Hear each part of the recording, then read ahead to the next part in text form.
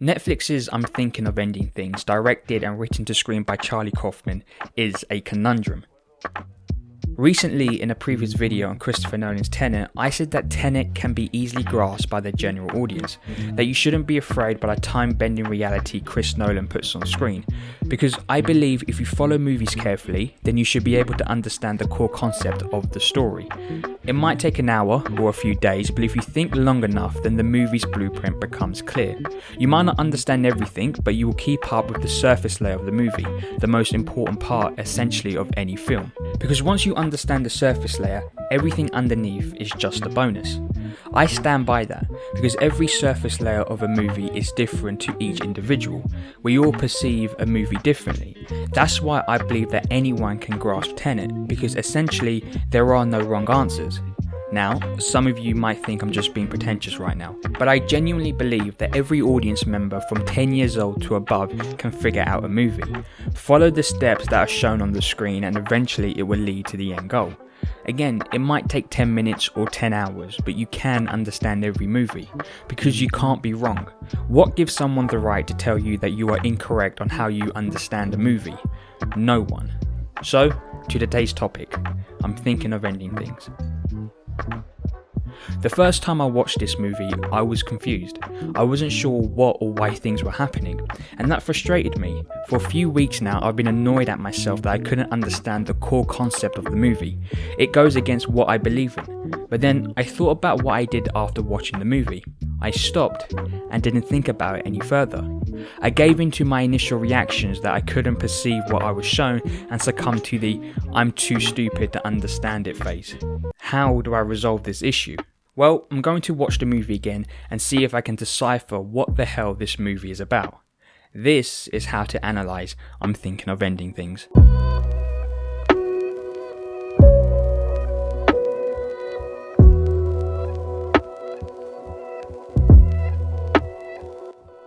Let's talk about time in the movie. What we are shown is clearly not in the real world. Time is distorted and events appear and disappear in a blink of an eye. People age from young to old, and this doesn't seem odd to our main character Lucy. So already we understand time fluctuating. Even in the opening scene, we see Jake from an old man turn to his younger self in separate shots. That gives us the hint that the old man is younger Jake. But at what capacity? Is this two timelines converging into one? Maybe reality is constantly looping to the point that one reality has already caught up with another. Here's my thinking.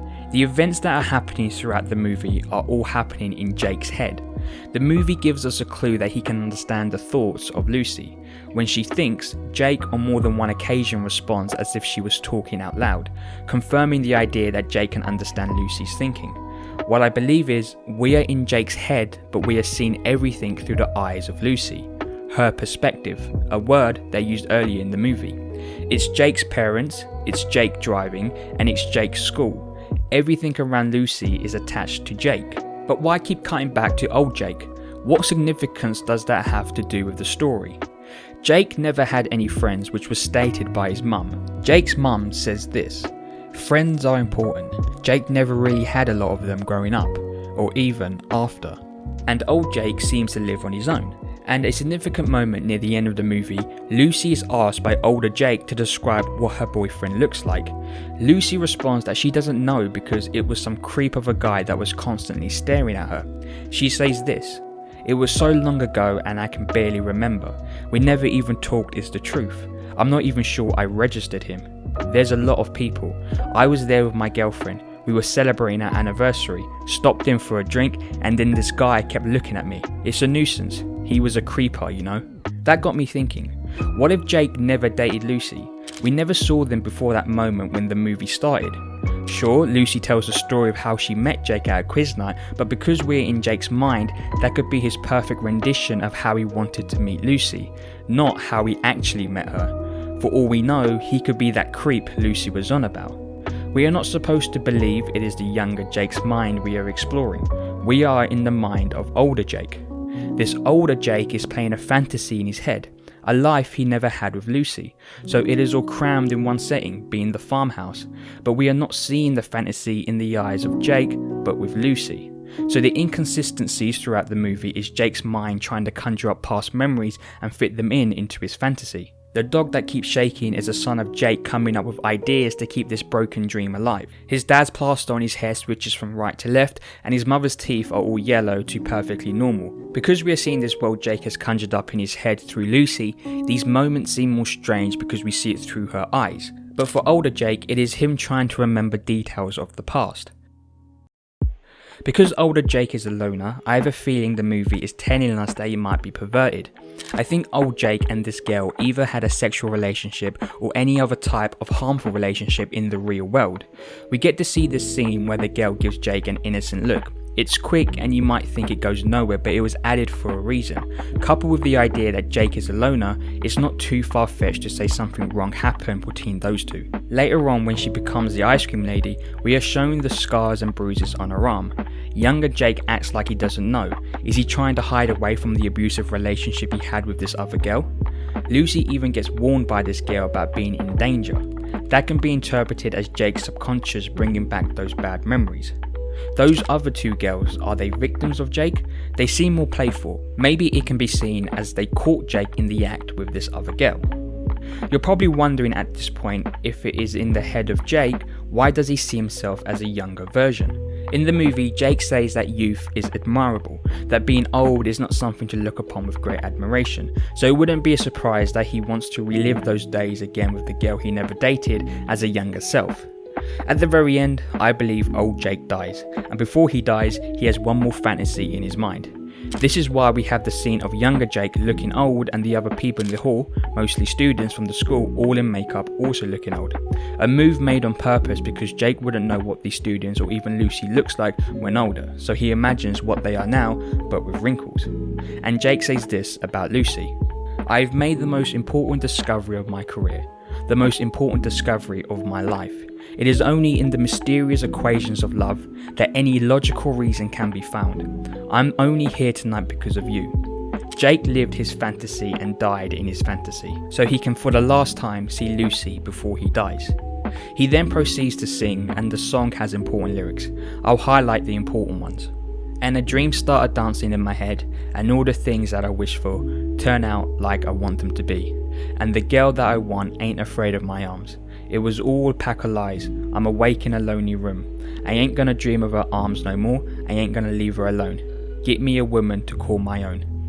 Those first lines are an indication that what we are seeing is truly all in his imagination, and he got the girl he always wanted, the girl that he kept on staring at like a creep. As stated in the following highlight, "And the girl that I wanted ain't afraid of my arms." Jake then goes on to say it was all a pack of lies, an acknowledgement that he made it up for himself. And as I stated earlier, Jake is a loner, so he wakes up lonely in a room. The last few lines are him admitting that he would rather live in his imaginary world than the real one because he has a woman to call his own. The lie in Jake's head was a better life than reality. All that was shown through the perspective of Lucy. That's what made this movie difficult to understand at first glance, because I wasn't exploring the different avenues a story can be told. We are in the head of Jake, but watching it through the eyes of Lucy. Now that's how you analyse I'm thinking of ending things.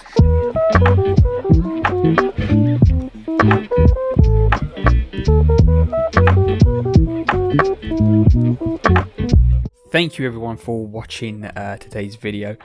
It was a struggle to make, I'll be honest with you. It's a bit different as well. I'm thinking of ending things. A strange movie. First watched it, as I said in the video, very confused, but sort of figured it out at the end. Maybe people probably are still confused about what I said and what was happening. The format of the video was a bit different as well, only because the movie's on Netflix, so I can't really take clips from it and use it in this video to describe and explain what I'm saying. So to combat that, I had to use a whiteboard, which was different. I know it was a bit strange, and if you guys followed along, thank you. If you didn't, that's no problem. It was weird, but if you did like what you saw, like and subscribe. It really does help the channel. I do have a mailing list as well. Sign up to that, because the YouTube algorithm will not be in our way and we can be together. Ain't that great? But yeah, I've never done this before. Bye.